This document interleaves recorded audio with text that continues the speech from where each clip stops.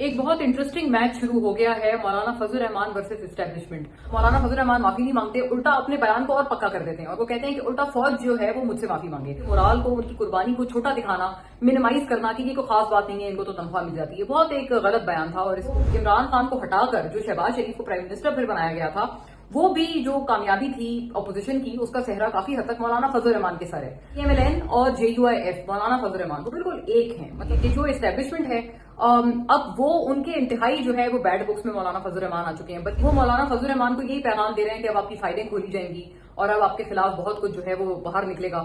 JUIF اور القاعدہ اور طالبان یہ سارے کسی نہ فورن ایجنڈا پر چل رہے ہیں۔ اب یہ وہ کلپ سامنے آ جاتا ہے، پھر مولانا فضل الرحمان کے ٹیکس ریکارڈز بھی سامنے آ رہے ہیں کہ جی انکم ٹیکس ریٹرن یہ بالکل تھوڑا سا کوئی جمع کرواتے ہیں، چند لاکھ روپے۔ وہ کیسز اب کھولے جا رہے ہیں، اگر تو سوال یہی ہے کہ یہ پہلے کیوں نہیں کھولے گئے۔ نوری نیازی کا بھی ایک انٹرویو آج کل چل رہا ہے، اب ہم تمام نے دیکھا ہے۔ ایک بہت انٹرسٹنگ میچ شروع ہو گیا ہے مولانا فضل الرحمان ورسز اسٹیبلشمنٹ، اور یہ جو میچ ہے یہ میں سمجھتی ہوں بڑے اپنے ایک ڈیسائسو قسم کے اوورز میں داخل ہو گیا ہے، کیونکہ مولانا فضل الرحمان نے پہلے بیان دیا شہیدوں کے حوالے سے، شہداء کے حوالے سے کہ جی تنخواہ کے لیے شہید ہونے والے لوگوں کو شکایت نہیں کرنی چاہیے۔ آبویسلی جو سیکورٹی سچویشن ہے پاکستان کی، اس کو دیکھتے ہوئے اور جس طرح سے ہمارے بہادر جو سیکورٹی کے جوان ہیں، جس طرح سے وہ سیکورٹی اتنے مشکل ترین حالات میں نبھا رہے ہیں اپنی جان کی پرواہ کیے بغیر، اور آئے روز ہمارے جو پیارے شہید ہیں، ہمارے جوان ہیں، وہ شہید ہوتے ہیں، اس سب چیزوں کے بعد ان کے مورال کو، ان کی قربانی کو چھوٹا دکھانا، منیمائز کرنا کہ یہ کوئی خاص بات نہیں ہے، ان کو تو تنخواہ مل جاتی ہے، بہت ایک غلط بیان تھا، اور اس کو بالکل جتنا غلط کہا جائے کم ہے۔ اس بیان کے بعد آگے کیا ہوتا ہے؟ آگے ہوتا یہ ہے کہ مولانا فضل الرحمان اور JUIF کا ایک لائرز کنونشن ہوتا ہے، اور اس لائرز کنونشن میں مولانا فضل الرحمان جو ہیں وہ اپنے بیان کو نہ صرف بیک کرتے ہیں، نہ صرف اس کو سیکنڈ کرتے ہیں۔ سمجھا یہ جا رہا تھا کہ مولانا فضل الرحمان سے، آپ کو پتا ہے اسٹیبلشمنٹ گاہے بگاہے انڈائریکٹلی اور ڈائریکٹلی اسٹیبلشمنٹ کے یہ پیغامات مولانا فضل الرحمان تک پہنچ رہے تھے کہ مولانا فضل الرحمان جو ہیں وہ اپنے اس بیان کی معافی مانگیں۔ ہوتا کیا ہے؟ مولانا فضل الرحمان معافی نہیں مانگتے، الٹا اپنے بیان کو اور پکا کر دیتے ہیں اور وہ کہتے ہیں کہ الٹا فوج جو ہے وہ مجھ سے معافی مانگے، اور میرے خلاف جو فوج کا وہ جرنیل بیٹھا ہے جو کہ یہ بیانیاں چلا رہا ہے، میرے خلاف نیریٹو بنا رہا ہے، وہ معافی مانگے۔ اب یہ سچویشن جو ہے وہ بڑی انٹینس ہو گئی ہے۔ انہوں نے ساتھ ساتھ یہ کہا کہ جی میرے ماں باپ نے مجھے اس لیے نہیں جنا کہ میں سرنڈر کر دوں، تو میں سرنڈر نہیں کروں گا۔ سچویشن بہت انٹینس ہو گئی ہے، کیونکہ مولانا فضل الرحمان اور عمران خان یہ دونوں بڑے الگ الگ لوگ ہیں، اپوزیشن تو ہیں یہ دونوں، اور اس وقت ظاہر ہے دونوں سسٹم کے بڑے خلاف ہیں، لیکن دونوں بڑے الگ الگ لوگ ہیں، دونوں کا کوئی کمپیریزن نہیں ہے۔ میں بتاتی ہوں الگ کیوں ہیں۔ الگ اس وجہ سے ہیں کیونکہ نمبر ون تو یہ کہ مولانا فضل الرحمان جو ہیں وہ ابھی بھی جو ان کے پریزنٹ ڈے گورنمنٹ ہے اس وقت، جو PMLN کی، ان کے ساتھ ان کے بہت اچھے تعلقات ہیں۔ مطلب آپ کو پتا ہے ایک زمانہ وہ تھا جب نواز شریف کی گورنمنٹ میں مولانا فضل الرحمان ان کے اتحادی ہوا کرتے تھے، اور پھر آگے بڑھتے ہیں جب وہ اپوزیشن میں آئے اور عمران خان گورنمنٹ میں تھے، اس وقت بھی مولانا فضل الرحمان جو ہے وہ جو PDM بنی تھی، جو الائنس تھا ساری پارٹیز کا، اس کے ہیڈ تھے۔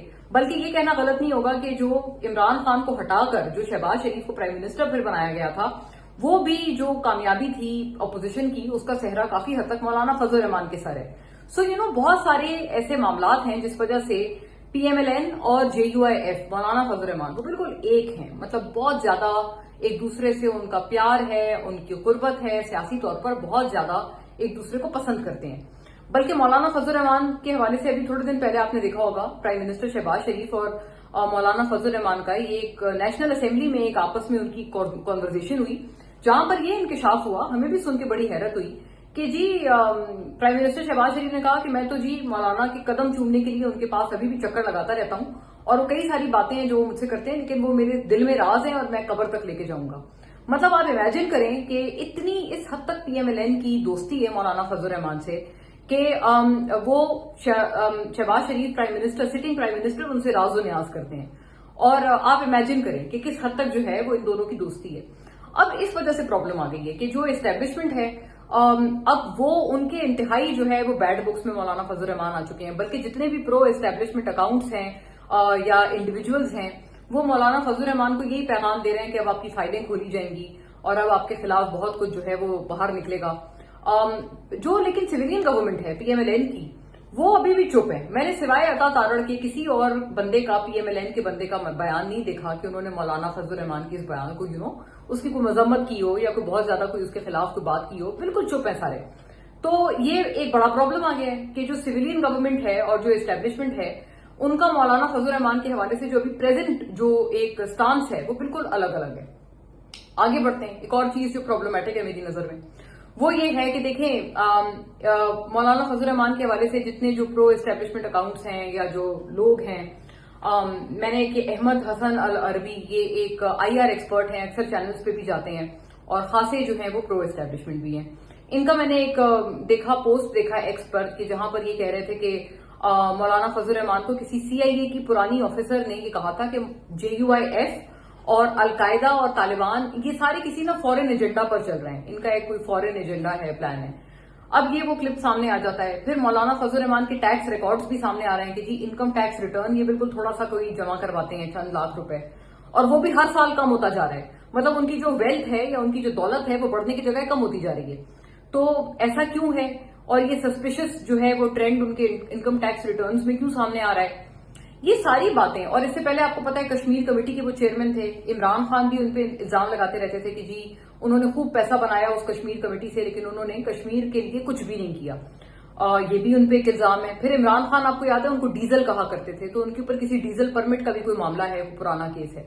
یہ سارے جو کیسز ہیں، اب اگر جو پرو اسٹیبلشمنٹ اکاؤنٹس ہیں یا اگر اسٹیبلشمنٹ یہ سجیسٹ کر رہی ہے انڈائریکٹلی کہ مولانا فضل الرحمان کے جو کیسز ہیں وہ اب کھولے جائیں گے، تو وہ کیسز اب کھولے جا رہے ہیں اگر، تو سوال یہی ہے کہ یہ پہلے کیوں نہیں کھولے گئے.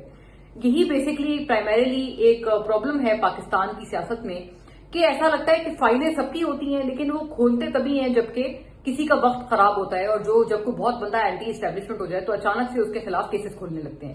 دس از پرائمریلی دا پرابلم کہ اگر کوئی کیس ہے جب وہ آ رہا ہے، اگر واقعی آپ کا جو نیت ہے آپ کی وہ کرپشن کو ختم کرنا ہے یا اکاؤنٹیبلٹی ہے، تو آپ وہ کیس فوراً کھولیں اس بات کی پرواہ کیے بغیر کہ اس بندے سے آپ کے کیسے تعلقات ہیں.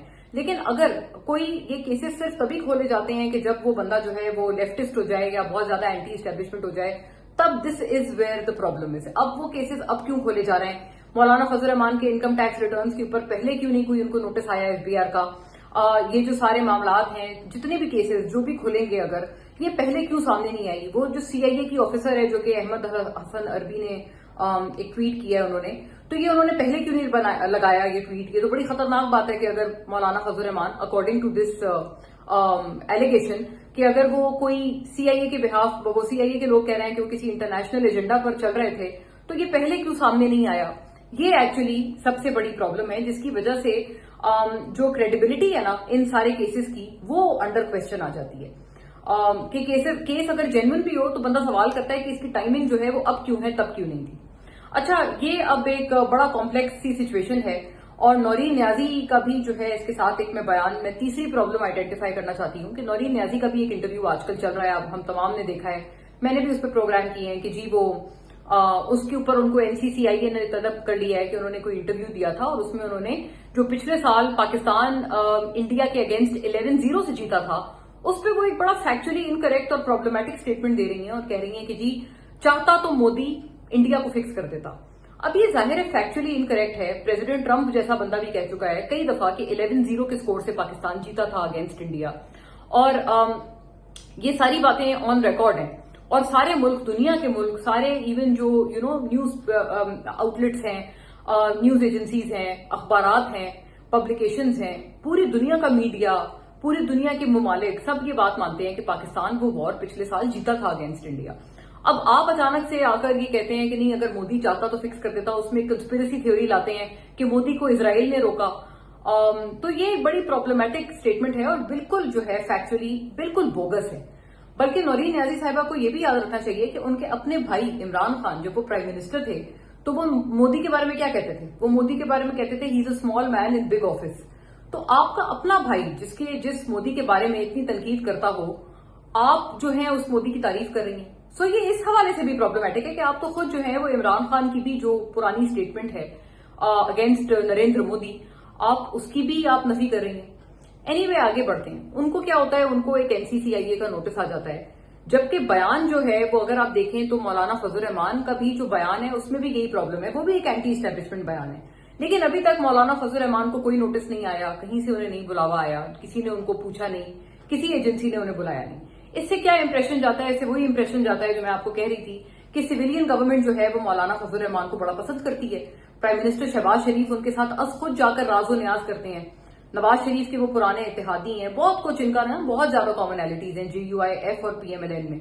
सो उसी की वजह से ऐसा लगता ये है कि एक अलग अलग पॉलिसीज चलाई जा रही है कि भाई नौरीन न्याजी तो वो इमरान खान की बहन है और उनके पीछे कोई पार्टी की सपोर्ट बेस भी नहीं है, तो ठीक है इनको तो हम पकड़ के जो है वो NCCI में बुला लेते हैं, इनकी हाजिरी लगाते हैं, इन्हें टफ टाइम देते हैं, इन्हें सबक सिखाते हैं। लेकिन व्हाट अबाउट मौलाना फजल रहमान साहब, मेरे दिल में बड़ी रिस्पेक्ट है उनके लिए, बट उनका भी तो स्टेटमेंट नौरीन न्याजी की ही जैसा है ना। तो आपने उनको किसी ने क्यों नहीं बुलाया, उनको किसी ने क्यों नहीं पूछा? क्या मतलब सिर्फ इसलिए कि PMLN का अच्छा ताल्लुक है मौलाना से अभी भी, और PMLN वाले अभी भी जो है वो झिझक रहे हैं मौलाना के खिलाफ कोई स्टेटमेंट देने से? तो आई थिंक ये दो पॉलिसीज जो है वो नहीं चलनी चाहिए। अगर किसी का प्रॉब्लमेटिक बयान है और दो लोगों का है तो आप उन दोनों को एक ही जैसा ट्रीट करें। या अगर आपने मौलाना साहब को भी जो है वो उनको आपने सोशल मीडिया की उनको एक वहां पर उनके खिलाफ कोई चीजें निकल रही हैं, सोशल मीडिया पर उनके खिलाफ मवाद आ रहा है, तो नौरीन न्याजी को भी फिर नोटिस ना भिजवाते, उनके खिलाफ भी वहीं तक रहते। But this is the kind of conflict that I am talking about, जिस वजह से इन सारी चीजों के बहुत ज्यादा अगर इनमें मेरिट भी होना तो ये जब अलग अलग एक उसको पैमानों पे डाल देते हैं और अलग अलग आपके पास क्राइटेरिया होने लगते हैं एक ही चीज को डील करने के, तो फिर यहां पर जो है this is where the problem begins from.